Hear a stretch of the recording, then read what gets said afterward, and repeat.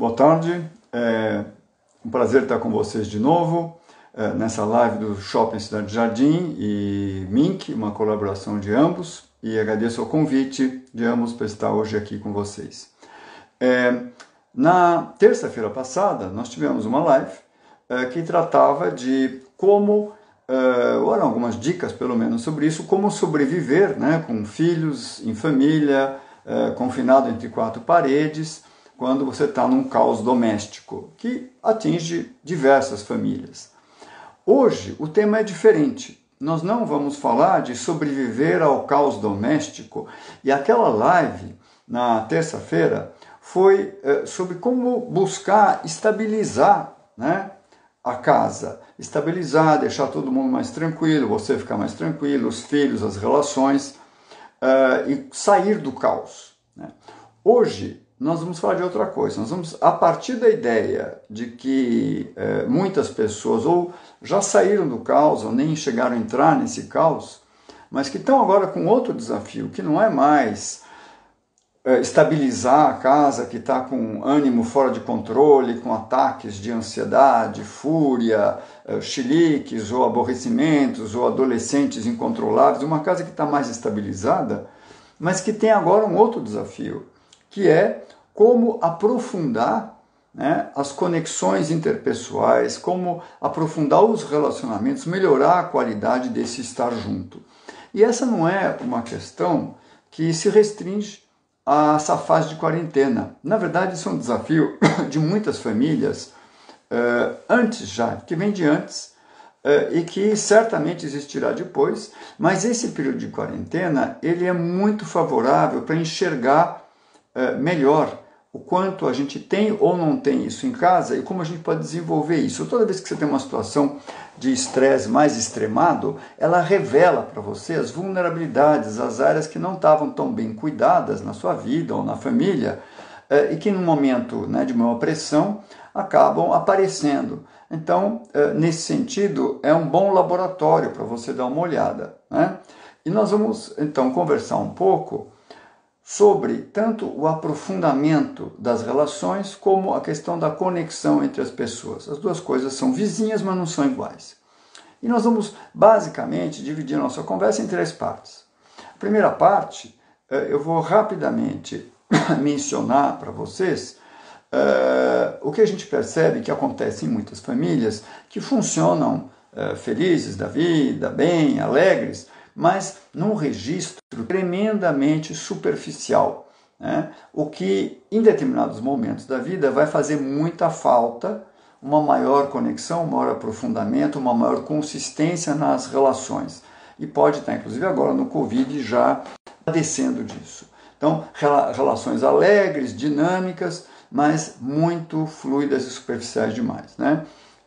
Nós vamos falar um pouco disso e, ao mesmo tempo, também faz parte de muitas famílias, quando resolvem dar limites, quando resolvem impor obrigações, fazer isso de uma maneira também muito pouco conectada e superficial, que é simplesmente chegar lá e perder a paciência, agora basta, e impor, o que também só promove uma eventual limitação situacional, contém o comportamento, mas não promove mudanças, não promove uma outra qualidade no funcionamento da família, da pessoa. Bom, então essa vai ser a primeira parte. Na segunda parte nós vamos discutir o como é que você poderia, né, avançar na vida familiar, em relação de pais e filhos, pais entre si, irmãos entre si, né, no sentido de ter uma vida familiar mais rica, não mais alegre, ou mais farrista, ou mais leve, ou mais feliz, mas mais rica, mais consistente, no que tange à resiliência, a capacidade de enfrentar problemas, encontrar soluções, de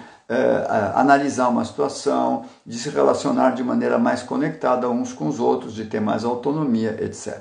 Mas vamos primeiro rapidamente falar da primeira parte. A última parte eu vou fazer algumas considerações para aquelas famílias que têm, às vezes, uma situação de muita resistência dos participantes e mudar esse padrão, tá bom?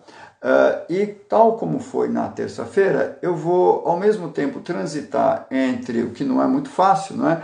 entre pais de crianças pequenas, de 1 a 3 anos, de 4 a 8, que já é um segundo grupo, e também de adolescentes, digamos, pré-adolescentes, 10, 11, 12, né, até adolescentes também, que vão até os 17, 18 anos. Né? Hoje em dia, adolescentes, na verdade, até se prolonga mais. Como nós vamos abordar várias faixas etárias, evidentemente, vão ser entradas mais gerais, né? Porque cada um poderia ter uma live só sobre aquele aspecto daquela faixa etária. Mas vamos entrar logo no nosso assunto. E o primeiro comentário se refere à seguinte ideia. Nós temos uma ideologia que acaba sendo exagerada de culto à felicidade. E nós, nas nossas casas, e os anúncios de televisão, e no YouTube, as escolas, o ambiente cultural todo está banhado pela ideia de que o importante é ser feliz. E nessa ideia de que o importante no final é ser feliz, se você não está curtindo uma determinada escola, não está te motivando, vamos pegar uma escola que motiva mais, porque você tem que estar se sentindo bem. Se você no seu casamento não está bem, o importante é ser feliz, você tem direito de procurar logo o seu caminho. Se você não está satisfeito na empresa, o importante é ser feliz. Tudo isto até é verdade. De fato, é importante, você não tem por que viver uma vida torturada, horrorosa, em nome de alguma coisa, de alguma regra abstrata e não poder buscar aquilo que faz sentido para você. Mas do modo como nós veiculamos isto, não faz sentido. Nós deveríamos reformular.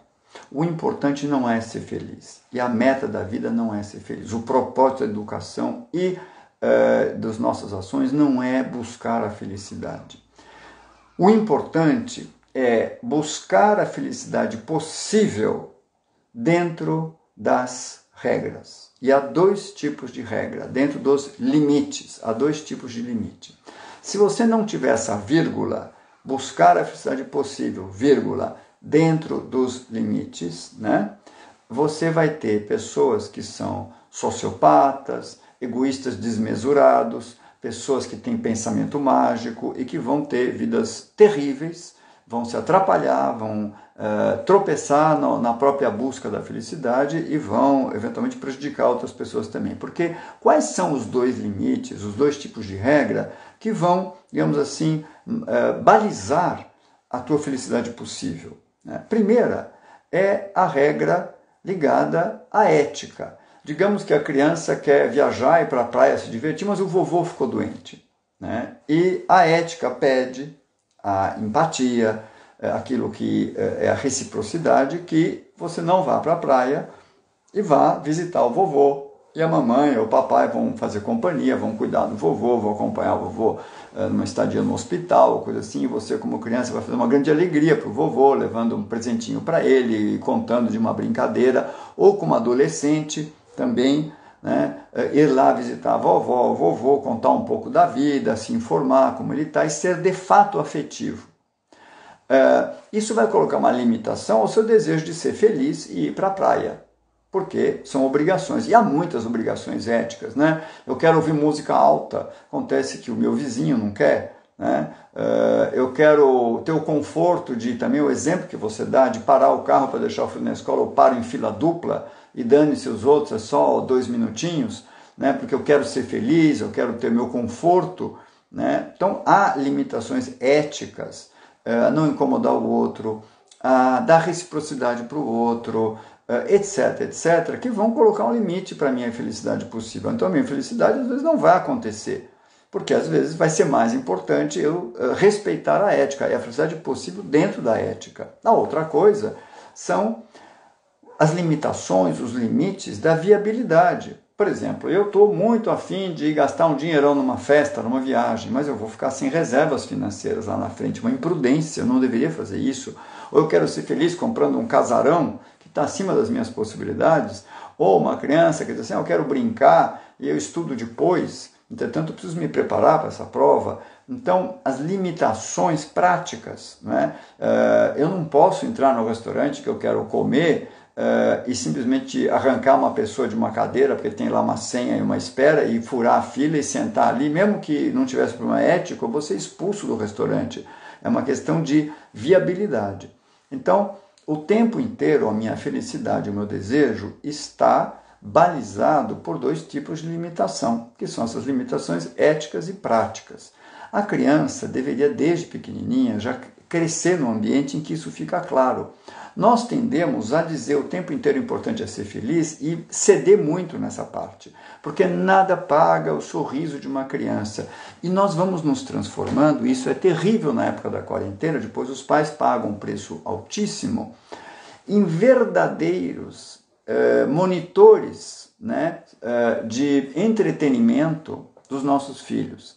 O tempo inteiro eles não podem ter tédio, porque é importante serem felizes. Olha só uma brincadeira nova, olha o presente que eu trouxe para você. Nós vamos hoje fazer uma viagem antes do Covid, antes da quarentena, né? O tempo inteiro, fim de semana, vamos levá-los ao cinema, vamos levá-los ao circo, vamos viajar, vamos para a Disney, vamos fazer isso, vamos fazer aquilo. E se a criança falasse, ai que tédio, ninguém dizia, escuta, você tem os seus brinquedos, você se ocupe. E a postura nossa é então, a esposa, o marido vira para o cônjuge e fala, agora você cuida, essa criança está sem o que fazer, e novamente. E a outra coisa é que os programas sempre tendem a ser programas, isso é da nossa época também, não é? Também para os adolescentes, isso vale para os adultos, de hiperestimulação. Os filmes hoje em dia em Hollywood, eles têm 1 minuto e meio para prender a sua atenção, isso está aí nos roteiros, né? E tem que ser muito dinâmico. As viagens, tem que ter todo dia um lugar novo. Quer dizer, as crianças não aprendem, nem os adolescentes, a contemplar, a ter um momento de voltar-se a si mesmo. É o tempo inteiro, de fora para dentro, o tempo inteiro alguém te ocupando, entretendo e motivando. Na escola tem que ter um professor que motive, etc. Isso agora, na época da quarentena, começa a trazer problemas sérios, porque são crianças criadas sem essa condição. Isso é meio epidêmico, sobretudo no Brasil, devido a aspectos da nossa cultura, né? Nós não podemos nem frustrar ninguém pode ser frustrado, então é preciso enrolar, distrair, entreter, etc. E além de não poder frustrar ninguém, nós temos uma cultura muito festiva, né? E muito alegre, muito celebrativa, mas isso nesse nível acaba não funcionando tão bem. É preciso também ter outros momentos que se alternem. Muitas vezes os pais, além de terem então esse ambiente, por exemplo, uma refeição, é sempre em grupo, com um monte de crianças e primos, e convida a gente, agora vamos todo mundo juntos jogar bola, vamos fazer um churrasco, vamos jogar de jet ski, sempre uma coisa meio eufórica, né? E coletiva, sempre coletivo, e programas de hiperestimulação. Num hotel fazenda tem os monitores, e agora os programas que eles fazem, é muita música, é muita coisa, é muita corrida. Não se deixa as crianças criarem nada. Na época do sítio do Pica-Pau Amarelo, uma criança tinha a chance, né, de pegar um pedaço de pau, né, pensa aí no Monteiro Lobato, e ela própria criar, né, o seu barco, a sua boneca. Tem um momento de, por exemplo, num buffet infantil, eles são levados o tempo inteiro para lá, para cá, por monitores, eles não se organizam mais para brincar. E os adolescentes ficam ali abduzidos pelos games, ou por outras atividades, ou intercâmbios, mas eles não têm a oportunidade de fato, criar alguma coisa por conta própria, se ocupar, se automotivar. E aí os pais vão perdendo a paciência em algum momento, porque isso a longo prazo não funciona, e vão tendo às vezes filhos que vão ficando mimados, ou mais arrogantes e exigentes, e aí resolvem dar um limite. E aí o limite é aquela base de bronca e castigo, né? Que também é um limite que não vai fazendo sentido para o sujeito. Você vai tendo um filho indignado com você e você vai colher na adolescência a criança que você plantou. Se você plantou uma criança criada a hiperestimulação e depois criada a um tipo de repressão que infantiliza e é meio autoritária, não tem autoridade. A autoritária, que é diferente, eu já vou explicar a diferença, você vai colher depois um adolescente que em alguma hora vai ser mais difícil de você controlar, que vai se transformar num aborrecente, num sujeito irritado, etc. O que não é normal da adolescência. Isso é um outro mito que nós temos, de que o adolescente intrinsecamente é assim, né? Que ele tem muito hormônio, que ele está trocando neurônios, o corpo dele, o cérebro dele tem áreas que precisam amadurecer, e, portanto, ele é impulsivo, irritado, impaciente. Isso não é verdade. quem se interessar, tem bastante literatura sobre isso. Existe uma pseudopsicologia, uma pseudoneurociência que naturaliza o aborrecente, o adolescente irritado, como sendo uma fase natural. Em mais de 5.000 anos de história, vocês vão ver que numa tribo, né, o adolescente era há 2.000 anos atrás, há 1.000 anos atrás, ou ainda no século XIX, e não só na tribo, também nas cidades grandes, no Ocidente, em Londres, aqui, era alguém entrando, se preparando para a vida adulta. Com 12, 13 anos, havia ritos de iniciação, em que os adolescentes aprendiam uma série de e tinha uma série de ritos, eles aprendiam uma série de práticas para ir se preparando para a vida adulta. E ninguém associava esse adolescente, e a adolescência a uma fase complicada como nós fazemos hoje em dia. Era associado, simplesmente era alguém na puberdade, era só isso. Mas vamos voltar então para a nossa questão, como aprofundar e tornar essas relações mais interessantes e sair dessa primeira parte que eu estou descrevendo, que é esse ambiente só celebrativo, eufórico e depois autoritário. E aí eu vou propor para vocês, o tema é longo, mas nós vamos nessa live, quer dizer, tocar em alguns tópicos, nós vamos conversar um pouco sobre 3 aspectos que eu vou usar uma abreviação. Um acrônimo. Acrônimo é quando você tem palavras abreviadas, letras que representam palavras que formam uma palavrinha. E a palavrinha que eu vou sugerir é a palavra companhia, que abreviado é CIA. CIA é companhia. E o C vai ser o C de cooperação. O I vai ser um I de interação. E o A vai ser o A de automotivação, autonomia. Então, CIA, cooperação, interação e autonomia. É um jeito mais fácil de lembrar. Mas são 3 tópicos que são muito importantes para você ter uma família com relações mais consistentes, mais unida, mais aprofundada e se conheça mais. Tá bom? Então, vamos falar um pouquinho de cada um dos tópicos. E começando, vamos falar um pouco do primeiro tópico. Eu acendi uma luz aqui, eu acho, pelo que eu estou vendo aqui na imagem, que fica um pouco mais nítido, que está começando a escurecer em São Paulo. Então, quem estiver vendo, não estranhe que agora tem uma luz. Mas vamos lá.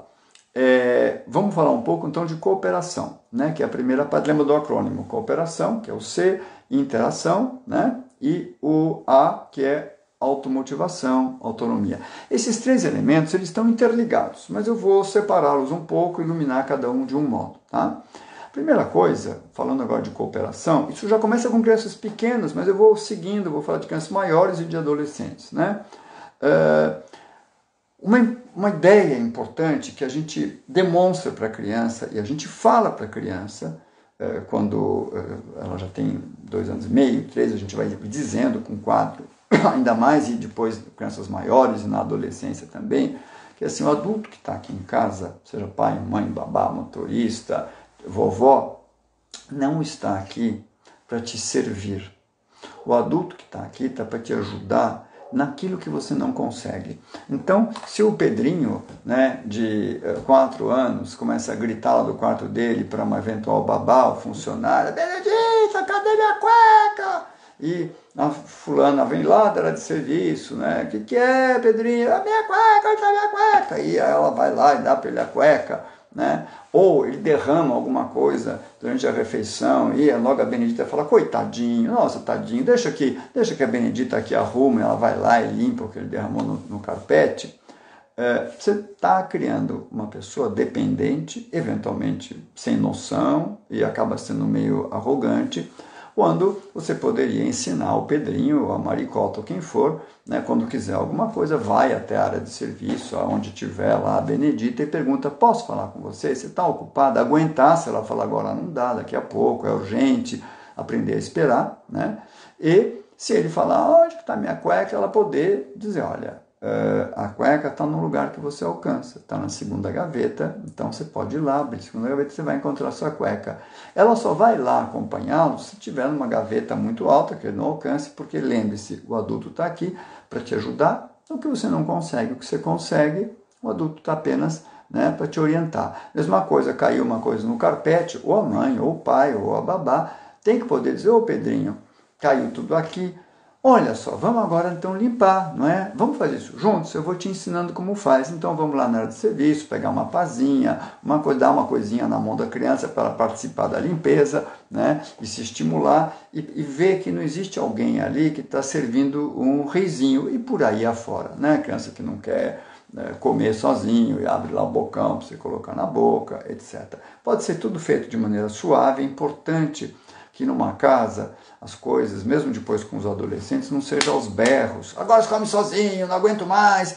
Tudo aos poucos. Mas vamos começar a aprender e com paciência ir mostrando e induzindo isso. Mas vamos seguir mais um pouquinho, tá? Uma outra dica agora no Covid, na quarentena, desde crianças pequenas a maiores de 8 anos e adolescentes, é você fazer algo que é muito natural, né? E que a humanidade durante milênios fez e que, se você olhar no Japão, no Oriente em geral, na Europa, sobretudo na Europa do Norte, mas na Europa e na maioria dos países, é comum.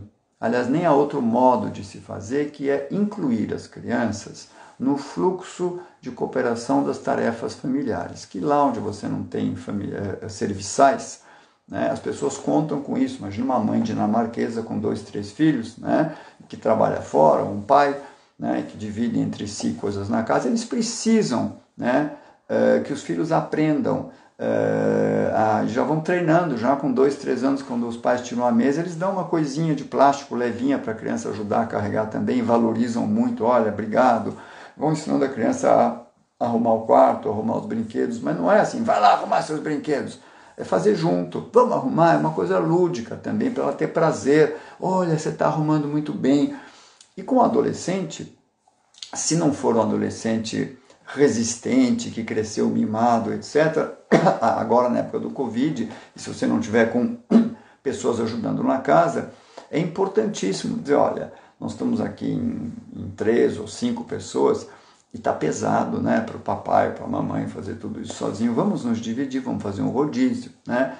Nós temos aqui o lixo da cozinha que tem que ser levado lá para a lixeira, nós temos que, sei lá, limpar o chão da cozinha uma vez por semana, né? Vamos fazer um rodízio, vamos treinar, todo mundo vai aprender, a gente vai ensinar isso, mamãe vai ensinar para o papai, ou o papai vai ensinar isso para os filhinhos, enfim, conforme a família, e mesmo adolescentes, não é? Então, é assim que se faz normalmente. E se houver uma resistência inicial, ao invés de já os berros, começar a punir, escuta, escolhe um momento calmo, um momento sem estresse, não precisa sempre tudo virar uma guerra, então depois a gente conversa um pouquinho sobre isso, e depois um momento calmo, fala, olha, eu estou vendo que você, né, estava chateado de ter que participar disso, mas vamos pensar um pouco juntos, não é?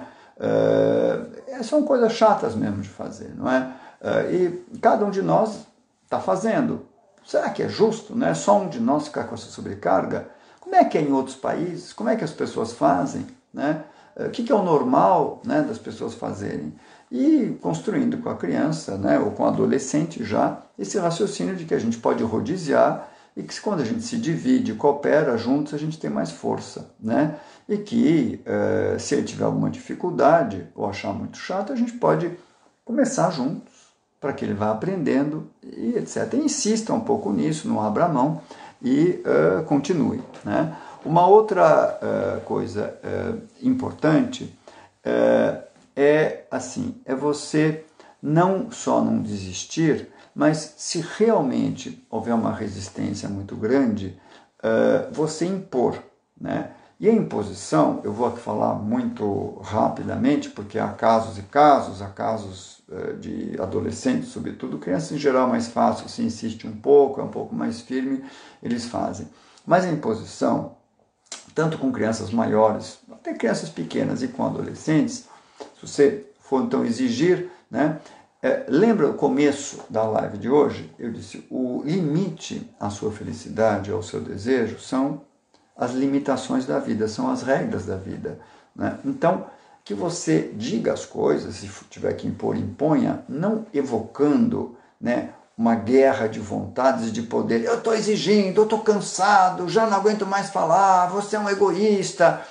Mas que você, com muita firmeza, mas tranquilidade, evoque a lei das coisas, a gramática da vida, as regras do mundo. Por exemplo, né, aquilo que é certo, aquilo que não é certo. Fala, olha, eu não posso abrir mão né, e deixar você crescer, não, mas agora, na época da quarentena, se aproveitando do trabalho dos outros. É muito importante que a gente divida isso. Eu não vou permitir que você deixe as pessoas trabalharem e fique folgado, né, abusando dos outros. Não está certo isso. Você já tem 12 anos, não é mais uma criança de 3 que a gente deixa, né, só fazer. Mesmo com 3, a gente ensina a fazer coisas que estão ao alcance dela. A cada idade a gente tem que ir distribuindo coisas que estão ao alcance. Você está errado se você achar que com 12 anos você não precisa fazer nada.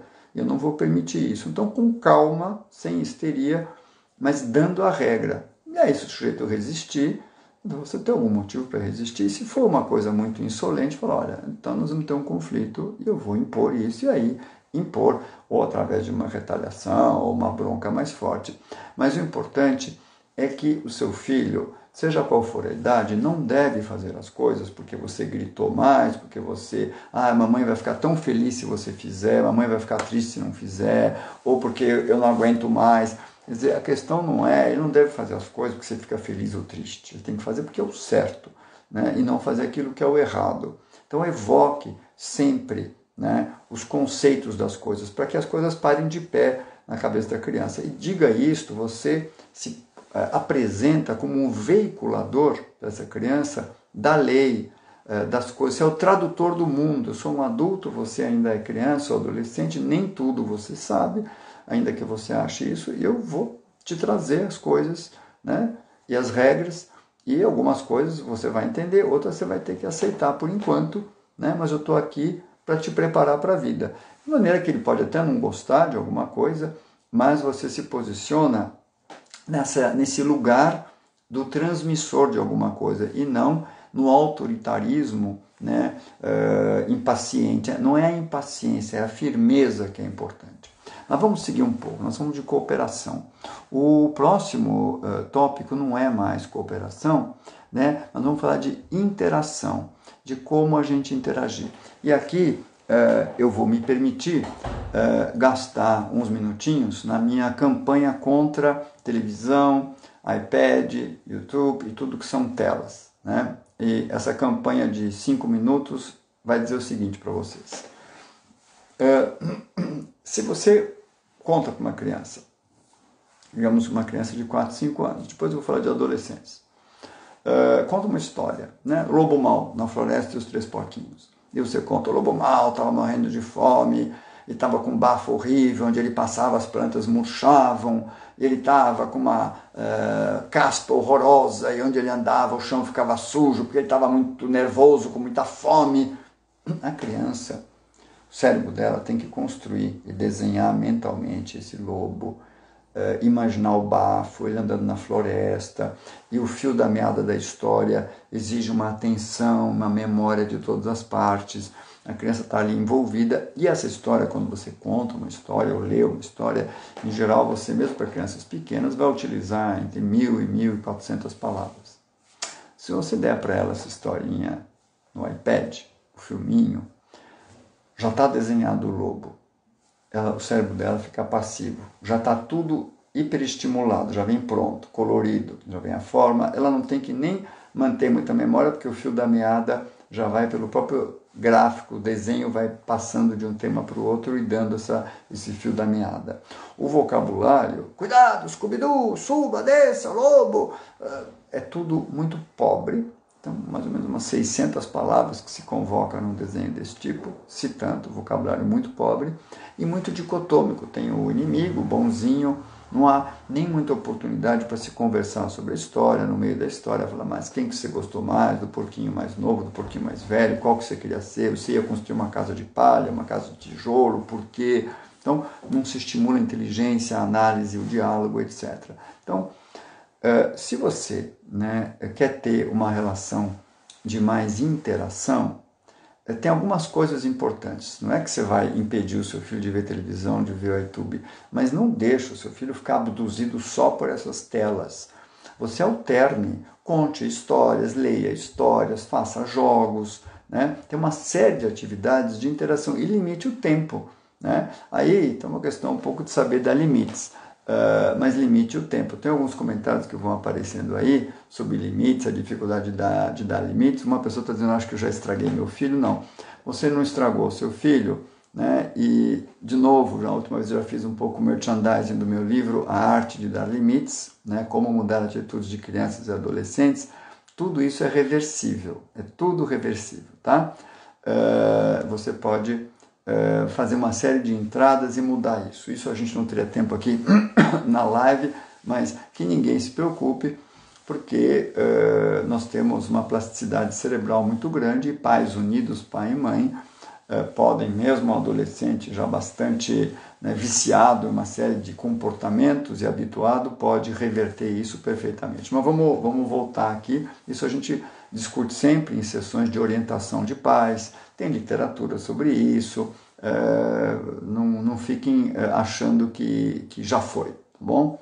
Mas vamos voltar.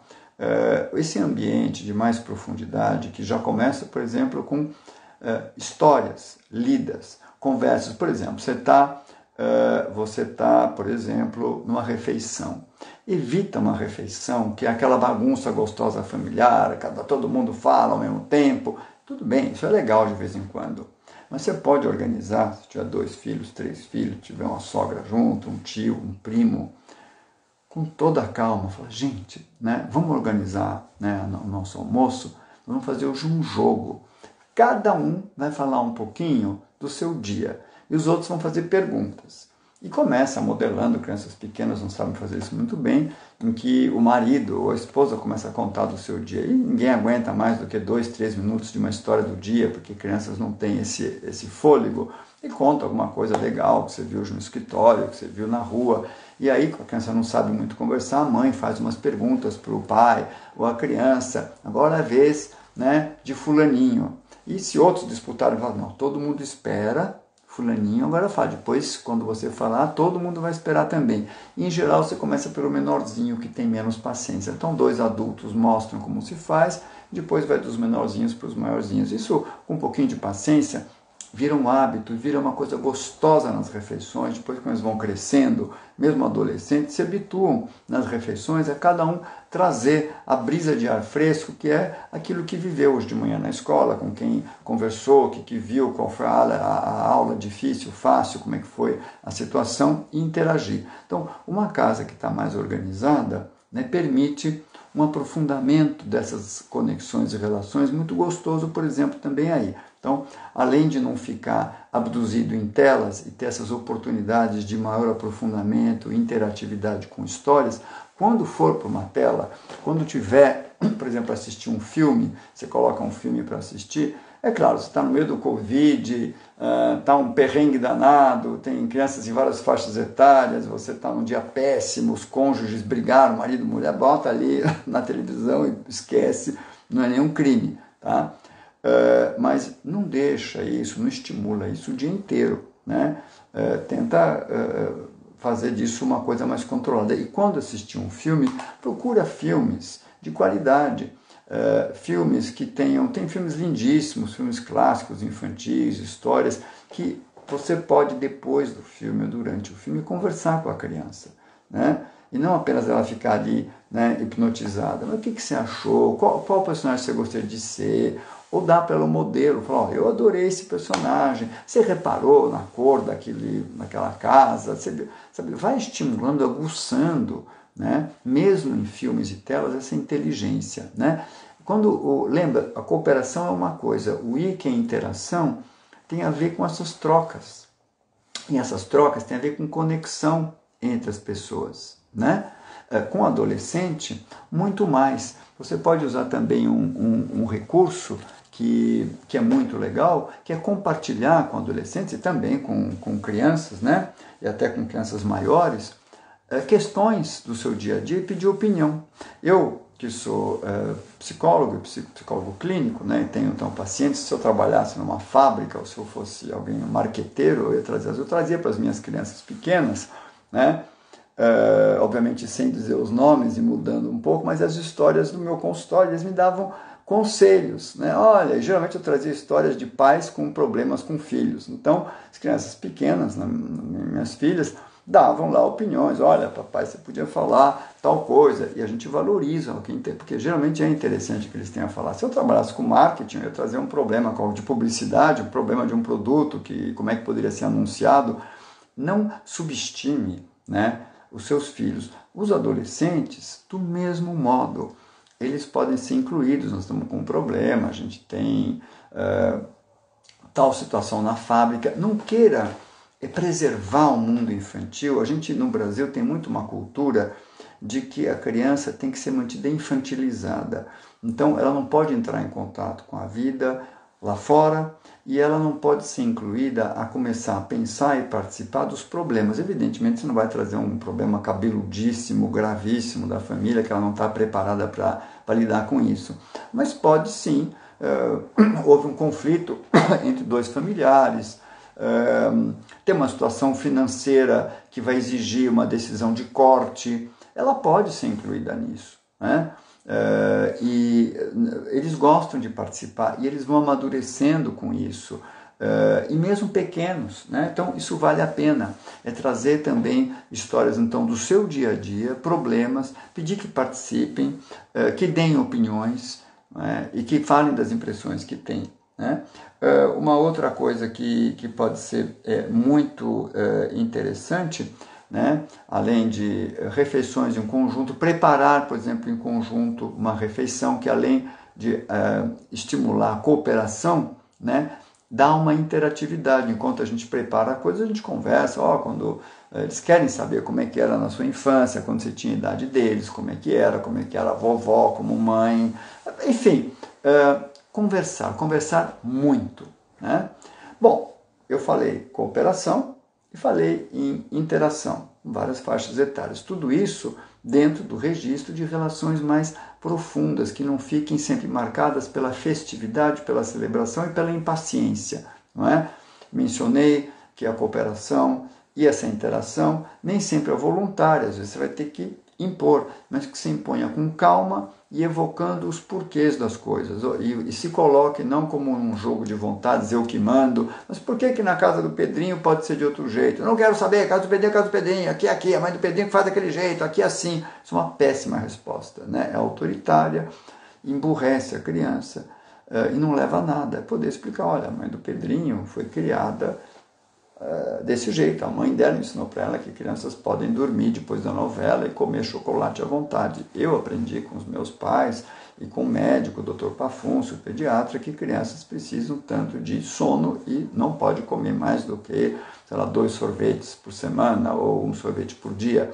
E eu estou cuidando de você e da sua saúde. A mãe do Pedrinho, ela é uma ótima mãe, mas é assim que ela aprendeu. Quando você for grande, você vai escolher o jeito que você acha certo, se era o jeito da mãe do Pedrinho ou o jeito... Eu aprendi assim, eu estou estudando isso assim, por isso que eu vou cuidar de você desse jeito, né? Isso também é uma resposta diferente de a mãe do Pedrinho, eu faço aqui assim e acabou, né? Converse, aprofunde as relações. O terceiro elemento, e é o último antes da gente fazer algumas considerações finais e abrir um espaço também para uma eventual discussãozinha aqui nossa e perguntas, não é? O terceiro elemento é o A, né? Cooperação, interatividade e autonomia, automotivação. Com essa história de que o importante é ser feliz e que o importante é a farra, é a vida fulgurante, o adolescente tem que ter uma viagem incrível, as festas têm que ser incríveis, o namoro tem que ser incrível, depois a carreira dele, se ele não for promovido logo no início na empresa também ele não aguenta, né? Toda essa ideia que existe tem a ver também com um processo nosso de tirar a automotivação, porque a motivação fica externa. A minha aula tem que ser motivadora, a minha viagem tem que ser motivadora, o meu namoro tem que ser motivador, o meu casamento tem que ser motivador, tudo é externo e o mundo tem a obrigação de me motivar, né? Então, quando você quer desenvolver, né, autonomia e automotivação, autonomia, já com crianças pequenas, envolve em estimular para que ela segure sozinha a mamadeira, quando ela levar um tombo aos 2 anos de idade, 2 anos e meio, não ir correndo, falar, ai tadinho, machucou, vem cá, vou te fazer um curativo. Mas se a criança levou um tombo, Você fica lá no seu banco, no lugar, ela está lá no parquinho, a uns 4 metros de distância, e fala, olha, né, você caiu, né? Vem aqui, levanta, deixa eu dar uma olhadinha como ficou. Se ela vier sem pânico, nem nada, se ela vier chorando, você vê que não é nada grave, fala, olha, vamos lá, vamos lavar, né, passar uma aguinha, vou te ensinar a limpar o seu machucadinho, depois pode brincar. Então, você descatastrofiza, você recebe com calma, e isso vai promovendo a autonomia. Uma criança que já tem 8 anos, quer saber quando começam as aulas na escola, você ensina a entrar no site, no computador, ou a ligar, a discar o número e perguntar ela mesma quando vão começar as aulas. E não fazer tudo por ela, né? Vocês vão viajar, tem que carregar as malas para botar no carro, ela não só cooperar, mas ter autonomia de levar algumas coisas dela. Então, a autonomia está ligada à cooperação, está ligada à interação também, mas é algo em si importante. Essa autonomia também está ligada à automotivação. Então, uma coisa que começa com crianças e vai até o final da adolescência, essa incapacidade de sozinho gerar um propósito. Então, por exemplo, uma criança que não consegue brincar sozinha e gruda na mãe, ou não sei quem, e que precisa o tempo todo, né, de alguma coisa, ou uma coisa para botar na boca, para se ocupar, ou um vídeo para ver colorido, e se vicia nisto. Essa criança ela pode aprender desde pequeno mais ou menos o seguinte, né, que você vai ensiná-la com 3, 4 anos, o fôlego dela de brincar sozinho não é tão grande. Então, digamos que você está ocupado, papai ou mamãe, agora na época do Covid, ou arrumando a casa, ou falando com um idoso, ou trabalhando, ou quer descansar um pouco. A criança, olha, tem aqui os seus brinquedos. Você pode brincar um pouquinho. Ah, não sei brincar, você brinca comigo? Tá bom, eu vou brincar um pouquinho com você, depois você brinca um pouquinho sozinho, que eu tenho que mandar esse e-mail. Tudo suave, tranquilo. A criança brinca um pouquinho com você, depois de 4, 5 minutos, fala, agora você brinca mais um pouquinho, depois você me chama, eu vou aqui. Aí a criança aguenta 2 minutos, já vai te chamar. Você está introduzindo a ideia de que eu estou aqui por perto, você vai se ocupando. Aí você brinca mais um pouco, fala, agora você já está aprendendo a brincar sozinho, muito bom, né? Agora eu tenho que ir ao banheiro. Você demora um pouquinho mais ao banheiro e a criança bate lá na porta e fala, espera um pouquinho, né? Ou você vai, um pouco como na neném, você vai induzindo e ensinando essa criança a se ocupar. Se ela fizer um chilique, alguma coisa, você de novo, não vai você ter um chilique, você com calma acolhe e fala, olha, eu estou aqui, eu estou entendendo que você ainda não consegue brincar, você é pequenininho, mas você vai aprender, eu estou aqui perto, fica tranquilo, pega um pouco, experimenta, e a criança, não quero saber, mas você espera um pouco, né? Com paciência, se você não enlouquecer, né, isso irá se instalar, tá? Agora, o adolescente que fala, tá um tédio isso daqui, tá um saco isso daqui, né, tá muito chato, e tem adolescentes que vão ficar nos games, nas redes sociais, consumistas, mesmo depois da quarentena, não é? Que querem o tempo inteiro ter programas, etc. Com esses, é muito importante, não só você colhe, naturalmente, o adolescente que foi a criança que você plantou, mas vamos dizer que aconteceu, você não teve condições de cuidar disso antes, e você tem agora um adolescente que está viciado nessas coisas. E não é só um problema seu, uma incompetência sua, isso é muito do nosso ambiente, né, atual, contemporâneo e também muito brasileiro, mas também atual.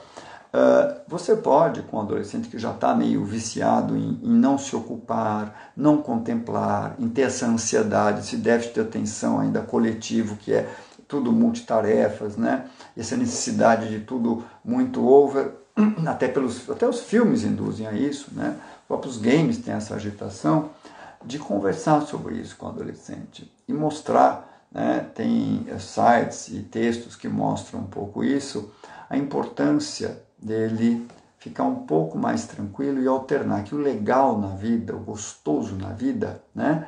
Essa alternância, não dá para comer só doce, tem que comer salgado, não dá para só dormir, tem que também fazer esporte, não dá para só fazer esporte, não dá para só dançar, que o gostoso é esse tempero, e que mostrar, né, até em termos de neurociência, mostram insights que o cérebro dele não vai se desenvolver adequadamente se ele sempre estiver motivado de fora, e que se ele quiser, você pode ajudá-lo a se automotivar. Já vou falar de algumas dicas. Se esse adolescente estiver muito resistente a isso, você pode dizer a esse adolescente, não é?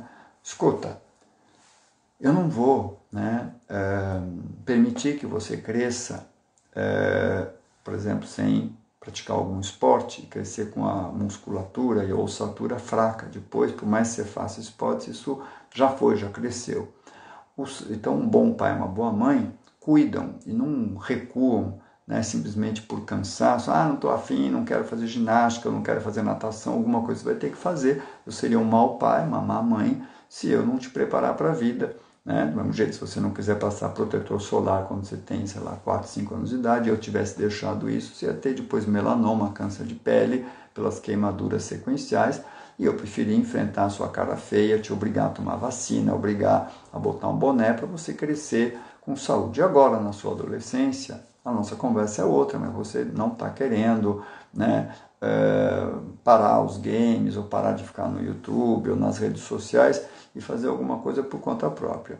Nós vamos treinar isso um pouco, te mostro isso, mas se precisar, né, a gente faz um pouco juntos. Nós vamos poder jogar alguns jogos em família, banco imobiliário, outras coisas, nós podemos fazer jogos de mímica, nós podemos escrever cada um, fazer uma noite dos pequenos poemas, nós podemos fazer uma série de coisas. Agora, se você achar tudo isso chato, né, algumas coisas eu vou obrigar, o que você achar muito chato, não dá para a gente ficar simplesmente aceitando isto, ok? Então nós não vamos fazer pelo lado lúdico, mas eu vou ter que te ensinar a você se ocupar e se aprofundar com algumas coisas. Então, por exemplo, né, eu vou te dar algumas opções, você pode escolher uma delas, mas não tem muitas alternativas, que é assim, nós vamos estruturar a sua rotina, isso aliás eu sugiro sempre fazer com crianças e adolescentes, ainda mais nessa época, nós vamos estruturar a sua rotina.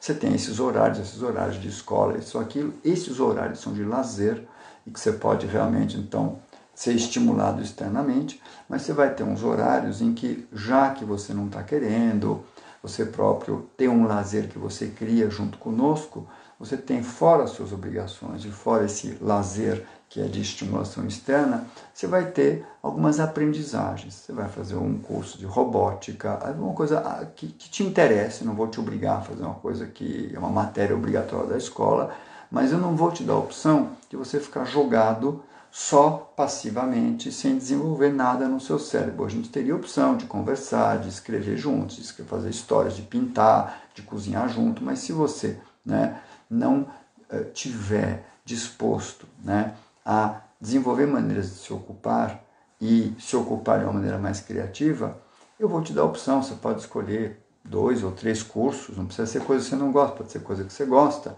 né?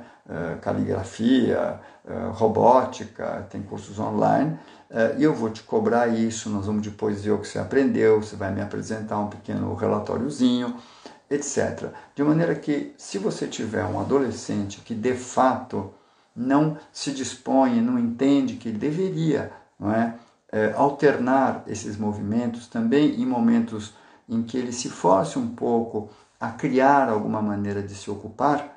E quando, por exemplo, acontece, é bem típico, né, digamos que falta luz, né, no bairro inteiro e não tem gerador, né, é impressionante como eles, depois de 1, 2 dias e não tem celular funcionando, deu um problema qualquer no Wi-Fi, como eles começam a criar coisas, e às vezes eles falam, olha, o melhor período da minha vida, eu nunca imaginei. Nesses 2, 3 dias foram ótimos. Mas nem todos, alguns não vão fazer isso.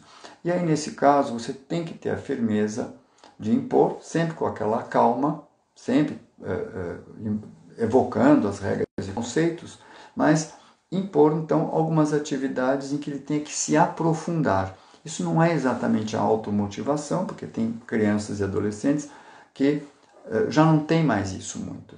Então eles vão ter uma experiência de se aprofundar em alguma coisa que em parte foi obrigatório, mas algo legal, sei lá, teatro, uma menina que seja muito ligada em maquiagem, então você vai aprender de verdade maquiagem, fazer um curso de verdade online, vai ter a história da maquiagem, os materiais de maquiagem, técnicas de maquiagem, não importa o assunto, mas tem um aprofundamento.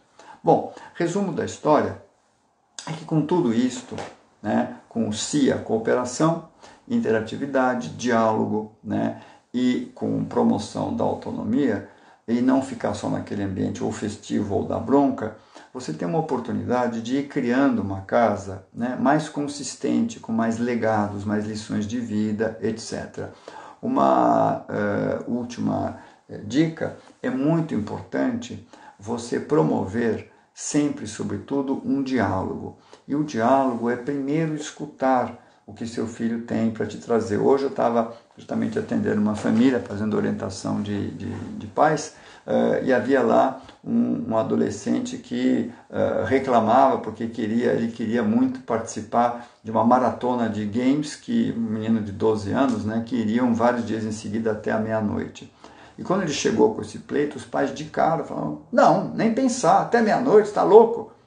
E isso, nem adultos e nem crianças gostam, diz respeito. Alguém vem com um pleito, não é que você tem que aceitar, mas você tem que escutar. É muito carteirado, é autoritário, você vai gerando um aborrecente e revoltado. Então, seus pais podiam ter dito: é mesmo, você quer fazer uma maratona? Que interessante, onde que é essa maratona? Como é que é? Como funciona? Ela tem todo mês, é só esse mês? Quantos dias são? Vai até que horário? E depois ponderar com ele: olha, tá bom, vamos abrir uma exceção ou não. Essa maratona tem toda vez, você depois pode fazer de novo, mas dessa vez não vai dar, você tem época de provas. E construir um raciocínio, ainda que ele não goste muito, mas de uma maneira legítima, né? E, além disto, se você sentir que a criança ou o adolescente tem muita resistência e você não ceder, não fique logo usando castigos. Castigos, tem um capítulo todo no meu livro sobre dosimetria de castigo. Castigo, se você usar muito, queima o filme e deixa de ter efeito. Você pode usar uma coisa que é gestão de consequências, não é? Que é dizer para a criança ou para o adolescente: olha, existem algumas pré-condições para as coisas acontecerem. Eu, por exemplo, se sua mãe, eu, seu pai e eu fomos viajar, a gente primeiro ganha o dinheiro trabalhando para depois poder pagar a viagem. No seu caso, o seu trabalho é o seu estudo. Você primeiro tem que ter feito as tarefas para depois poder, por exemplo, assistir esse filme, etc. Então, vá explicando a condição e dizer: eu não posso abrir mão disso. Então, tudo bem, você tomar sorvete, mas primeiro precisa comer, né, verduras, para você ter força, etc. Gente, com isso, eu queria encerrar a live, dar uns 3, 4 minutos para uma eventual pergunta ou duas, e depois a gente encerra, ela vai ficar gravada e vai estar no ar depois disponível para quem tiver interesse, tá bom? Então, eu estou olhando aqui algumas perguntas que aparecem. Eu vou olhar aqui vamos ver o que se alguém tiver alguma também, senão eu pego algumas que já apareceram antes, tá? Tem uma aqui que é oferecer dinheiro em troca de trabalho, é certo? Tá, então vamos pegar essa daqui como última e a gente encerra, né? Em tese, não é certo. Em tese, o seu filho deveria limpar o quarto, ajudar a vovó, numa cooperação e solidariedade familiar. Cada um tem suas obrigações, não é? Então, em tese, não é. Entretanto, pode ser que para uma certa criança ou um certo adolescente, né, você, para motivar alguma coisa, possa abrir uma exceção. Só que é importantíssimo você não abrir um precedente e você poder dizer: olha, eu sei que você quer muito comprar, sei lá, um tênis novo, né? E a sua mesada não dá para isso. E esse trabalho que tem aqui, eu contrataria alguém para fazer. Eu vou, excepcionalmente, o dinheiro que eu daria para essa pessoa, pagar para você fazer. Mas saiba que se um dia eu estiver doente ou não tiver dinheiro, que você não vai se viciar a só fazer as coisas por trabalho. Eu gostaria de saber se você faria isso também de graça, né, se a gente precisasse, embora dessa vez eu vá te pagar. O que, em geral, eles acabam sendo razoáveis e topam. Então, em princípio, não faça por dinheiro, mas tudo na vida tem circunstâncias. Pode valer a pena, desde que você não abra isso como precedente e não ensine o seu filho que qualquer favor é sempre monetário. Isso não é uma boa maneira de crescer, né, cooperando em família. Gente, nós vamos agora parando por aqui, porque eu tenho que terminar uns minutinhos antes para poder fazer a gravação. Mas foi um prazer estar com vocês. Algumas perguntas que surgiram também eu fui assim acompanhando, só pude responder essa pelo tempo que acabou ficando mais breve, e vamos nos encontrando, né, por aí nos eventos do Mink e no shopping. Um grande abraço e uma boa tarde e noite para todo mundo. Tchau!